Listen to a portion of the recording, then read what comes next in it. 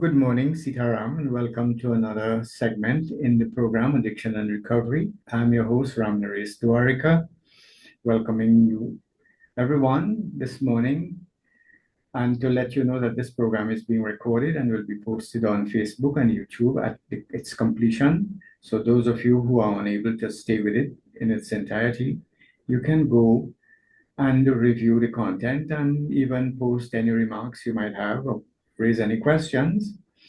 And you can also use this as resource material to send to anyone who you believe can benefit from this program. The program will be repeated again on radio and TV Jagriti at 10 p.m. tonight. And we have been looking at the challenges facing teenagers so far as drug addiction is concerned. And in the previous program, we spoke about the whole influence of peer pressure, the company we keep, the influence they have on us. And I related some of my own experiences there. And just to touch on some of the other issues that can impact the decisions, the teenager, you have those whole question of mental health issues. We know today because of a young mind is now developing. The brain is not completely developed until way into when we are 24, 25, and so on. So if we start using drugs early in life, especially marijuana, cocaine, and those things, it can impair the development of the brain. It can also impact our health so that we not only have mental health issues, we can have physical issues in terms of biological problems like depleted sperm count and all of that kind of thing. There's also a lack of awareness when we use drugs of our surroundings, and we lose focus and motivation. I know a lot of people, I see a lot of patients now who are dropping out from university and tertiary level education because of the influence of marijuana in particular, using drugs and unable to sustain focus with the schoolwork. And of course, this dropout will lead to a lack of education. And I can tell you that low achievers, one of in evaluation, one of the areas that is looked at is a person's academic achievement, ability to stay with a job, those kinds of stick to itiveness, as we call it. And drugs naturally, especially marijuana, deplete our ability to stay with a particular project or plan. Now, the lack of education also interferes with the prognosis of the patients. Those who, it has been my experience, my clients who did well in school and have a good level of education do far better in recovery because they just have to be rehabilitated. But there are some people who did not do so well in school and all of that. And there's a tendency to not be able to follow through, because they have a history of not following through with their education. Then, of course, there's lack of communication. One of the other aspects that impact the drug user, especially teenagers, is accessibility. We know a lot of family that they have their own private bar in their house, and while the parents might be able to just take that one drink as a nightcap and go off to sleep, the young children looking at that, but no one knows which one of these would have that genetic predisposition to alcoholism or drug use, and they will not take one drink and stop. That will just open the gates to addiction. So that accessibility is a very, very important factor, not only for teenagers, but for adults as well. If you don't have a flute, you can't play a tune, right? As they say. So too, if you don't have the alcohol, you less likely to become addicted. But even then, we have seen in the history of the world, you know, just depriving addicts and alcoholics and the population of alcohol, the abstinence movement in the US failed because human beings, and I did touch on this subject, we become aware that there's another reality to that we could experience from the little bit of exposure that we might have had to recreational use of drugs and so on. And eventually, that is what would lead to addiction later on. So that in recovery, you would hear most of the counselors and the treatment facilities. One of the major things they advocate is if you want to stay sober, stay away from sticky people and slippery places. That is, stay away from the rum shops and the bars and the blocks and all of that. Because, and I would even suggest, don't keep alcohol in the house if you're an alcoholic and you're trying to stay in recovery. I am a person in recovery, and I can tell you I don't keep any alcohol in this house. I've had so many celebrations, weddings even, and I've not served alcohol. And as I say this, I also remember a great uh, patron we had in Trinidad, our president, um, Mr. Hassan Ali, who, although he was the president of the country, all his receptions and all of that were without alcohol, and he made no apology for it. Now, we also know that there are biological factors that impact teenagers. So, because science has established that there is a genetic predisposition to alcoholism and drug addiction. So that if you know that you have ancestors who are alcoholics or drug addicts, then you are at risk. So, that would suggest that you need to be much more careful. If you, because alcoholism could skip a generation. I have had that experience. My grandfather was an alcoholic, I can say so. He has passed on, but my father was not. But I became an alcoholic because I might have inherited the genetic predisposition from him. And while I was able to drink for many years in a controlled fashion, because I had the social upbringing, to behave in a proper manner and all of that, yeah, it eventually became an issue. While I did not get into legal problems and so many other problems, it did cause problems in my life. So there's also academic and social stress that young people face. We know in Trinidad and Tobago, because of well, it used to be the common entrance, and then you have the CXC and all of that, and there is that pressure on young people to achieve. And I mentioned this in a previous program. I will repeat it again.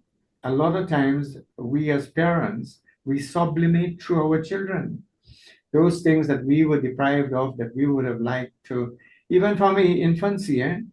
I realized the toy that I would have liked to have as a child, I will buy it for my son, you know. And so the career that I would have really loved to be, that person I would have liked to become, you know, even though my school and my social circumstances and financial ability did not permit, I would like to see my children or my grandchildren achieve that. For me, that is a sense of fulfillment. But sometimes, our children and grandchildren are not cut out for that. And we really flogging them into frustration, by our own ambitions. And we need to be careful. We need to remember that each child is an individual in their own right and has a future that they will aspire to. And parents, we need to provide the life situation for them, the security, the encouragement, the support. But we should not necessarily decide for them all the time. We need to give them a chance to make decisions on their own. We need to prepare them in early childhood so that they will make proper decision by teaching them the principles of life, to be, truthful, to be honest, to be considerate, to be humane, to be sensitive. If we teach them all these values, later on they will be able to make the right decisions. And nothing is wrong with making mistakes. It is important that we allow children to make mistakes, because my personal view is that each one of us, there's a divine order to things. And God has a purpose for sending us at the time with the parents and everything, because He has a particular purpose for us to serve. And we need to help our children to realize that purpose and not really pressure them and, bully them literally into agreeing to what we would want them to do. So that there's also the whole stigma and shame attached to that is especially pronounced in young people. Girls who feel that they are not appropriately endowed, they can, or then they can't have that designer clothes like their friends in the group, or that they don't have the boyfriend that they could speak about. There's a whole lot of shaming going on, and that this is generating a lot of stress for young women and for men. It happens with boys as well, where there's a pressure to prove ourselves. And so that a lot of boys are able to do it through sports. They may not be able to do it academically. Some are better off academic, but some are be able to seek and attain that recognition through other achievements. Sports is a good vehicle and gain recognition. And today, thank God, in our world, where you can actually become a professional sports person. Now, there's also in our city, and I believe in Trinidad, just coming out of Carnival, the normalization of drug use is a big problem. Because in Trinidad, it is socially acceptable, even expected, that if you have a wedding, you have to have a good bar, a well-stocked bar. If you have a party, you have to have a well-stocked bar. If you're going to join a band for Carnival, there's a whole trailer of drinks and food that follows the band at intervals, so that you don't even have to go too far to get it. You understand? So that our culture here is very permissive, where it is normal to take a drink. In fact, it is abnormal in our culture in Trinidad and Tobago to go to someone's house and they offer you Seamoss or Moby or punch or something, or peanut punch or one of those things, which are nutritious, healthy drinks. But you still walk away and say, "Boy, I went to the man's house and he didn't even offer me a drink." Because it is normal here in Trinidad on social visits to be offered alcohol. And I know people who don't, well, I would say, don't come to my parties because I don't serve alcohol. That would influence their choice. So that we have to be mindful, because if we look at our songs and our, even our festivities, our religious festivals, and now punctuated with alcohol use, Easter and Pagua and Christmas, for crying out loud. The first thing on the list is the alcohol, the list of alcohol. And then how do we address these challenges? Well, of course, lectures like I'm doing on Sunday at Diwali is an attempt to raise a level of awareness among caregivers as well as young people. I'm hoping that a lot of young people come to that event. But I regret to say from my experience, and I'm not crying it down, I have been part of organizations. I used to be president of the National Council on Alcoholism and Drug Addiction. And a lot of times, I have seen AA groups and intergroups organize activities. I've seen community temple groups and church groups organize lectures and seminar, invite me to speak on alcoholism and drug addiction. And a lot of times there's very little community interest. And in the early days, I wondered, well, why? After all, the mic went around and the pamphlets and the advertisement and on social media and Facebook and all of that, the response was very poor in terms of attendance. But then I recall what I have been saying myself. This is a disease of denial, where the person who has the problem, he don't think he has a problem. Most of the alcoholics and drug addicts out there, they don't think they have a problem with addiction. They still think that they are social drinkers, that they are handling their stories well.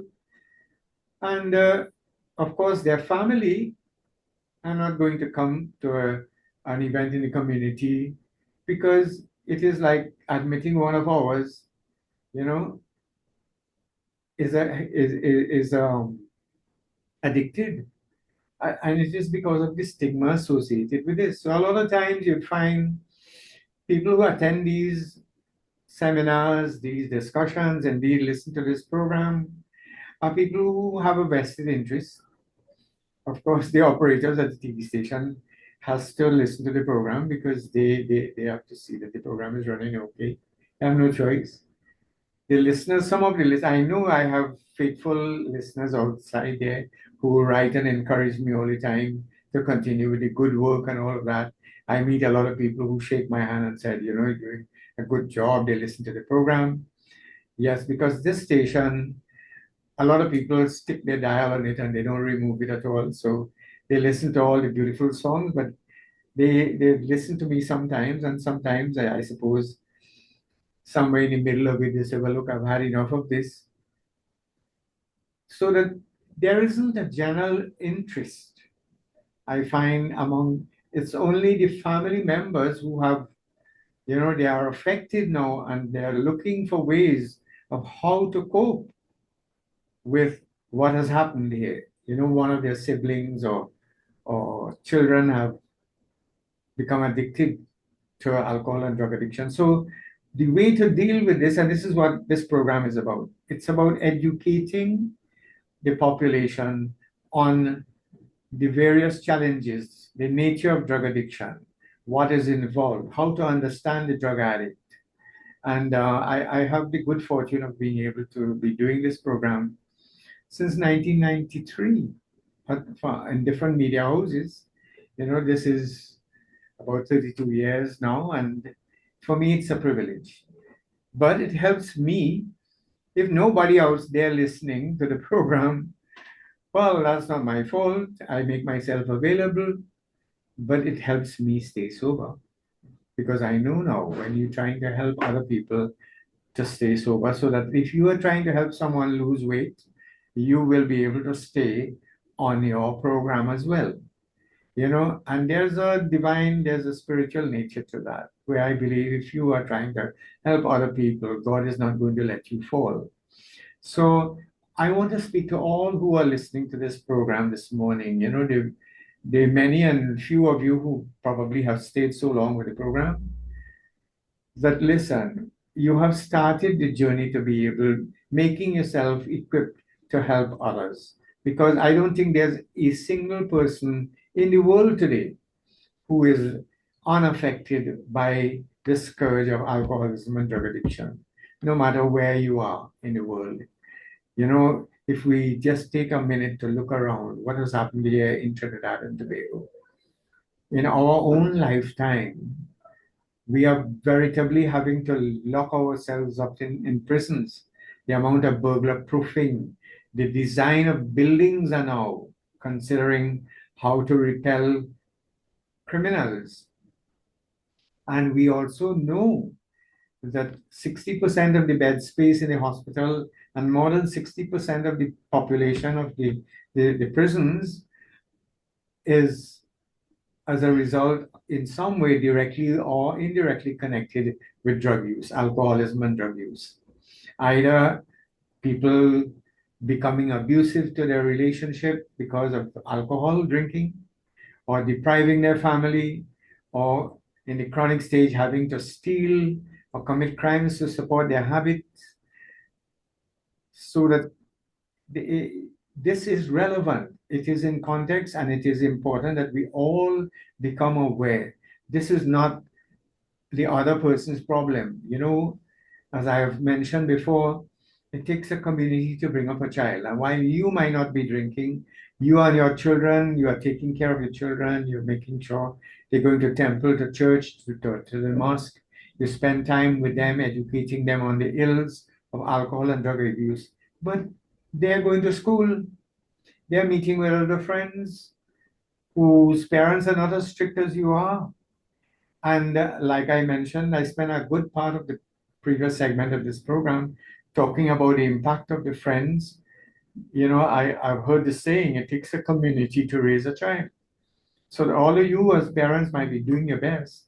But if you are living in a community, and as I've said, and it is proven in Trinidad and Tobago, this community of Trinidad and Tobago, it is normal for people to drink and use drugs, and the government has decriminalized marijuana. So a lot of people are taking it, well, look, it's legal, although it's not legal to use marijuana still, but they think so.